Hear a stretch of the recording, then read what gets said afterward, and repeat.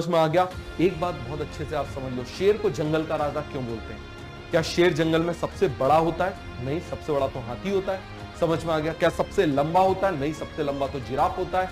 क्या सबसे ताकतवर होता है? नहीं, सबसे ताकतवर तो गेंडा होता है, राइनोसोरस होता है। क्या आप मुझे बताओ सबसे ज्यादा फुर्तीला होता है? नहीं, सबसे ज्यादा फुर्तीला तो चीता होता है। तो इनमें से एक भी कंडीशन शेर में नहीं है, उसके बाद भी शेर जंगल का राजा है। कभी सोचा ऐसा क्यों होता है? बिकॉज शेर जो होता है वो सबसे ज्यादा फियरेस्ट होता है, सबसे ज्यादा निर्भय होता है, किसी भी चीज से डरता नहीं है। बात समझ में आ गया? इसीलिए आप मुझे बताओ जंगल का राजा होता है। तो यदि आपको एग्जाम निकालना है तो सबसे पहले डर को निकाल के फेंकना पड़ेगा। यदि उस पर करना चाहते हो, बिल्कुल आप चाहते हो कि इस नीट पे कब्जा करना चाहते हो, तो पहले इस डर को निकाल के फेंकना पड़ेगा। समझ में आ गया? मैंने आपसे क्या बोला? जो शेर है ना ही वो टॉलेस्ट होता है, ना ही वो स्ट्रॉन्गेस्ट होता है, ना ही वो वाइडेस्ट होता है, ना ही वो फास्टेस्ट होता है, बट शेर सबसे फियरेस्ट होता है। समझ में आ गया? सबसे ज्यादा फियरेस्ट होता है, निर्भीक होता है।